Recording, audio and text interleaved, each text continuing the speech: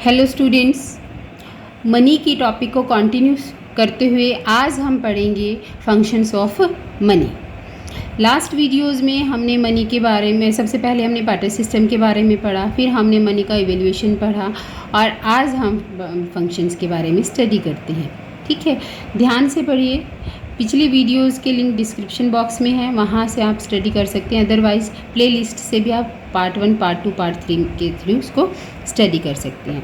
तो functions of money जो है ना, इसमें आप डायरेक्टली एज इट इज़ नहीं लिखेंगे। यदि आपका क्वेश्चन फंक्शंस ऑफ मनी का आता है तो बेटे सबसे पहले आप मनी की इंट्रोडक्शन लिखेंगे, फिर मनी की डेफिनेशंस लिखेंगे और उसके बाद मनी को एक्सप्लेन करने के बाद ही आप स्टार्ट करेंगे फंक्शंस ऑफ मनी। कभी भी डायरेक्ट क्वेश्चन ऐसे स्टार्ट मत करना। ठीक है, तो ये तो मैंने क्योंकि पहले आपको समझाया हुआ है इसलिए यहाँ से मैं स्टार्ट कर रही हूँ। तो फंक्शंस ऑफ मनी जो हैं वो 3 टाइप के होते हैं। फर्स्ट है आपका प्राइमरी फंक्शन, फिर सेकेंडरी और फिर कॉन्टिजेंट। कॉन्टिजेंट मतलब अचानक से जो मनी हमारे लिए काम करता है। प्राइमरी में हमारे 2 पार्ट होते हैं। First one is the money act as a medium of exchange और money is a unit of value.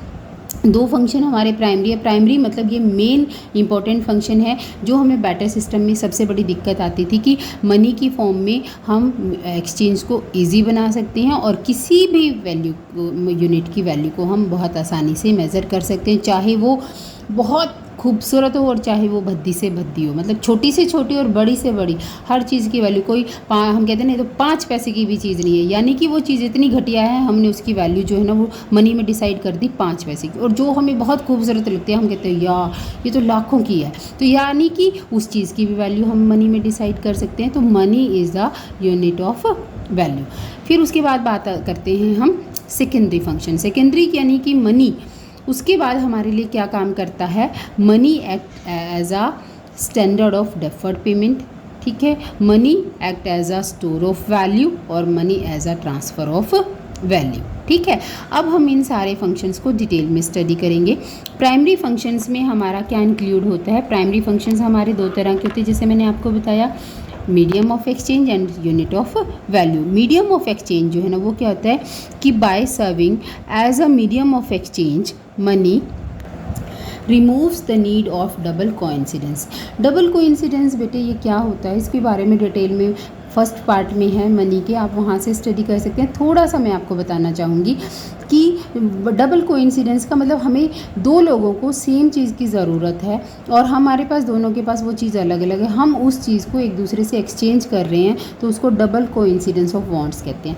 अब ये लेकिन यदि मनी है, मेरे पास गेहूँ है, मैं जो है ना आपको गेहूँ वो आपके पास गेहूँ है, आप मुझे गेहूँ दे दो और मेरे से पैसा ले लो। उसके बाद आपको राइस चाहिए तो आपको ज़रूरत नहीं है कि कोई ऐसा पर्सन मिले कि जो आपसे गेहूँ लेके राइस दे दे, आप कहीं से भी पैसा दो और वहाँ से राइस ले सकते हो। तो मनी ने हमारे एक्सचेंज को बहुत ही आसान बना दिया, जो कि हमारा बैटर सिस्टम की सबसे बड़ी दिक्कत थी। मनी के आने से हमारा मीडियम ऑफ एक्सचेंज जो है ना वो सिंगल ट्रांजेक्शन में डिकम्पोज हो गया। सिंगल ट्रांजेक्शन का मतलब कि आप सामान दो, पैसा लो, फिर दूसरे को पैसा दो और उससे सामान ले लो, इस तरीके से। तो मनी ने हमारे ट्रांजेक्शन को टाइम पर और बहुत आसानी से, जहाँ पर भी सेलर्स और बायर एक दूसरे से गुड्स को एक्सचेंज करते हैं, उस तरीके से हमारे ट्रांजेक्शन को बहुत ही आसानी से परफॉर्म करना सिखा दिया। ठीक है ना, मनी इसीलिए हम कहते हैं कि वो हमारा मीडियम ऑफ एक्सचेंज की फॉर्म में काम करता है। यानी कि मनी जो है ना ये वो चीज़ है जिसको हम हर कोई जो है ना जनरली बहुत आसानी से स्वीकार कर लेता है और गुड्स को एक्सचेंज बनाने के लिए, वो एक्सचेंज को ईजी बनाने के लिए यूज़ करता है। Money act as a unit of value, यानी कि जो हमारा सेकेंड प्राइमरी फंक्शन है वो क्या है कि मनी जो है ना किसी भी कमोडिटी की वैल्यू को मेज़र करने के लिए एक इंस्ट्रूमेंट की फॉर्म में यूज़ होता है। मनी की फॉर्म में हम हर कमोडिटी की स्टैंडर्ड वैल्यू जो है ना उसको मेज़र कर सकते हैं। ठीक है ना, अब जैसे कोई भी पर्सन है कोई चीज़ सेल करना चाहता है, वो चाहता है कि मेरी कमोडिटी ज़्यादा से ज़्यादा की बिके, लेने वाला चाहता है कम से कम की बिके। अब कहीं ना कहीं तो हमारी एक सेटलमेंट हो जाती है ना कि मान लो आप जैसे एज अ गर्ल आप कोई कुर्ती लेना चाहते हो या कोई आप टॉप खरीदने मार्केट में गए, सेलर से पूछा भैया ये कितने की है, वो कहता है कि 500 रुपये की, यानी कि उसने कुर्ती की वैल्यू मेज़र कर ली मनी की फॉर्म में 500 रुपये की। आप क्या कहते हो, हाँ पागल हो गए हो भैया, ये भी कोई बात हुई है? 500 रुपये की हुई है कोई, ये 300 रुपये में तो कोई भी दे सकता है। अब क्या हुआ, वो 300 रुपये आपकी फॉर्म में उसकी वैल्यू मेज़र हो गई। अब यदि दुकानदार देना चाहता है और उसको लगता है कि हाँ वाकई मार्केट में 300 रुपये की मिलता है, वो कहता है कोई देगा तो है नहीं, चलो आप पहली बार आओ ले जाओ। आप कहते हो नहीं नहीं सब जगह मिल रहे, देनी है तो दे दो, एहसान मत करो। मतलब कहीं ना कहीं हम ऐसे इस तरह से जो ये कन्वर्सेशन करते हैं ना, ये हम मनी के फंक्शंस को यूज़ करते हैं बच्चों। तो ऐसी चीज़ें जो है ना वो क्या है, वो है कि एक कोई भी सिंगल यूनिट है, हमने उस यूनिट की वैल्यू जो है ना मनी में मेज़र कर ली। कोई कहता है वो इतने की है, कोई कहता है वो इतने की। अच्छा आपने वो कुर्ती 300 रुपये में ले आई, आप हॉस्टल आए या फिर अपने घर आए, अपने फ्रेंड सर्कल में आपने कहा देखा मैं ये टॉप लेकर आई हूँ या ये कुर्ती लेकर आई हूँ 300 के, तो कुछ तो कहते हैं हाँ ठीक है इतने की मिलती है, और कुछ क्या कहेंगे वाह तूने तो दुकानदार को लूट ही लिया। यानी कि उसने क्या, वो जिसने ये कहा कि ठीक है उसकी नज़र में उसकी वैल्यू कितनी मेज़र हुई, 300 रुपीज़ ही हुई, और जिसने कहा यार तूने तो दुकानदार को लूट लिया, इसका मतलब क्या है कि वो उसने उस टॉप की वैल्यू मेज़र की 300 से ज़्यादा। तो हर पर्सन जो है ना हर कम्युनिटी की वैल्यू को मनी की फॉर्म में मेज़र कर सकता है, कोई कम तो कोई ज़्यादा। अच्छा तो प्राइमरी फंक्शंस के बाद अब हम बात करते हैं सेकेंडरी फंक्शंस की। मनी जो है ना वो 3 तरह के सेकेंडरी फंक्शंस हमारे लिए करता है। सबसे पहले money act as a standard of deferred payment. Deferred payment का मतलब क्या होता है, पोस्टपोन पेमेंट। मतलब आपने आज मेरे से पैसे लिए और कहते हो कि मैम हम आपको 2-3 महीने बाद लौटा देंगे, ठीक है ना। तो वहाँ पर अब पहले क्या था बच्चों, ट्रांजैक्शंस तो पहले भी एक दूसरे को मतलब होती रहती थी, कोई किसी से कुछ ले जाता था फिर उसको दे जाता था।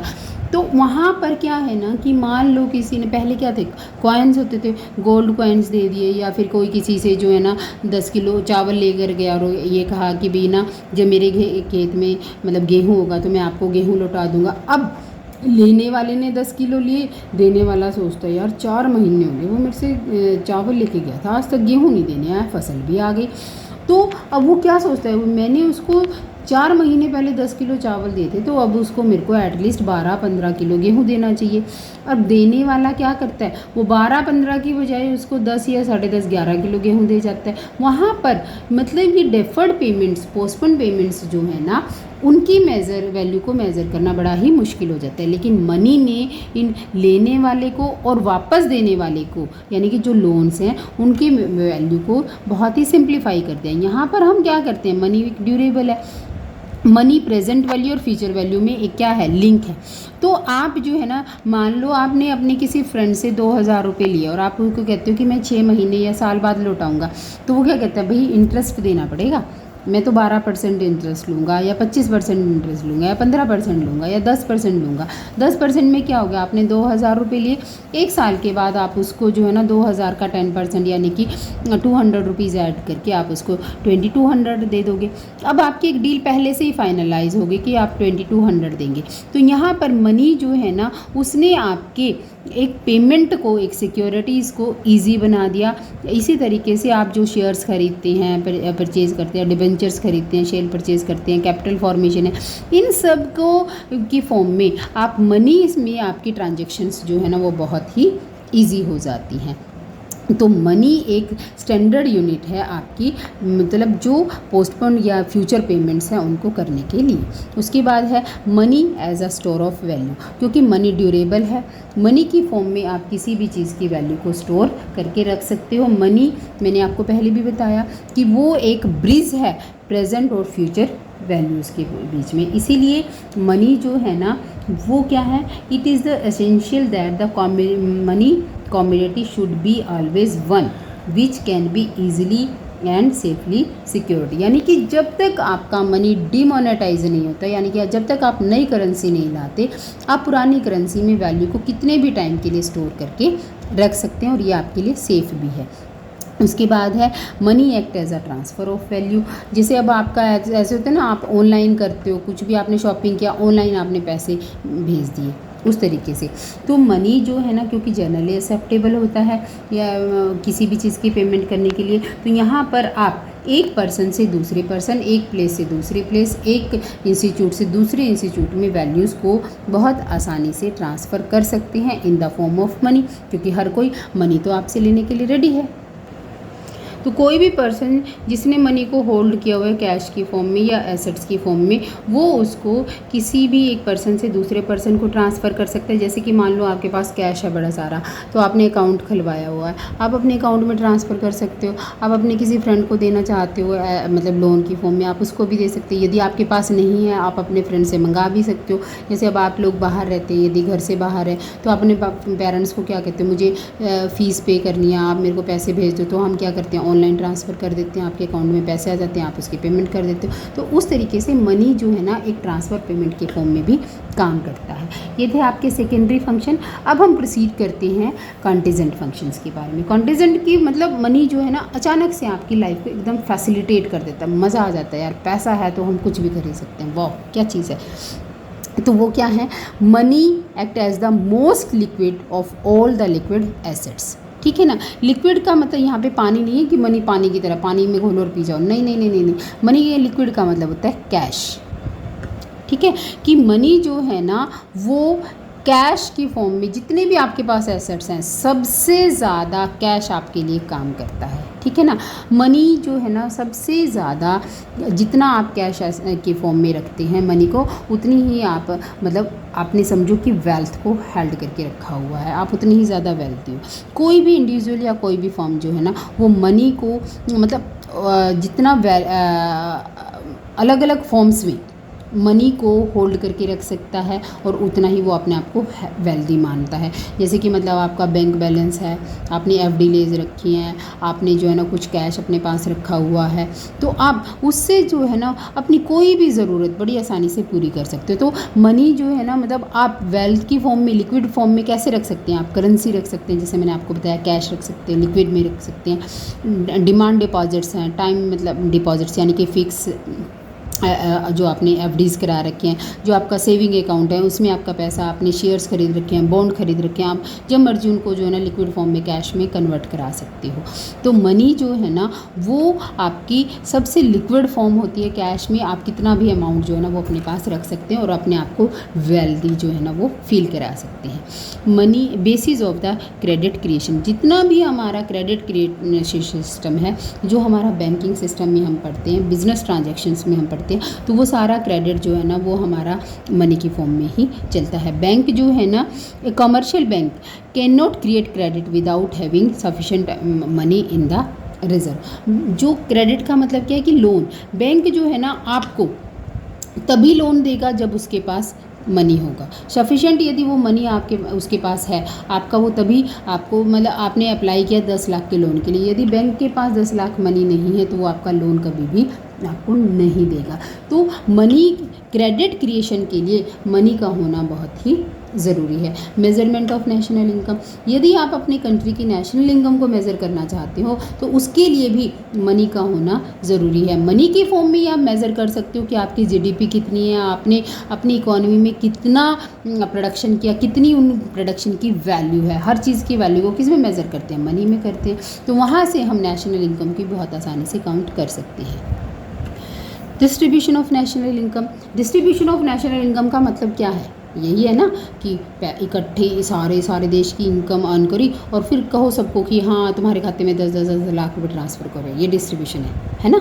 अरे नहीं, ऐसा नहीं होता, ये डिस्ट्रीब्यूशन नहीं है। डिस्ट्रीब्यूशन का मतलब क्या होता है कि जो आपने फैक्टर्स ऑफ प्रोडक्शन एंगेज किए हैं, मतलब जो हमारे फैक्टर्स ऑफ प्रोडक्शन होते हैं लैंड, लेबर, कैपिटल और एंटरप्रेन्योर, इनका जो इन्होंने आपके लिए कंट्रीब्यूशन दिया है उसकी फॉर्म में, जो आपने प्रोडक्शन में लैंड का जितना भाग है, जितना लेबर का है, जितना कैपिटल का है, जितना एंटरप्रेन्योर का है। लैंड के लिए हम जो है ना रेंट देते हैं, लेबर को हम वेजेस देते हैं, कैपिटल के लिए इंटरेस्ट और एंटरप्रेन्योर को प्रॉफिट देते हैं। तो मनी है तो हम हर किसी को उसका पार्ट इजीली दे सकते हैं। हम पहले से डिसाइड कर देते हैं कि जैसे मान लो हमने किसी की लैंड रेंट पे ली है और हम काम कर रहे हैं, तो हमने पहले से प्री डिसाइडेड है कि हम उसका यदि 10 महीने लैंड रखेंगे तो हम पर मंथ के हिसाब से इतना उसको पे करेंगे। यदि हमने बैंक से लोन लिया हुआ है तो हम बैंक को इतना इंटरेस्ट पे करेंगे, इतना प्रिंसिपल पे करेंगे। सब कुछ मनी की फॉर्म में पहले से ही प्री डिसाइडेड होता है। यानी कि डिस्ट्रीब्यूशन जो है ना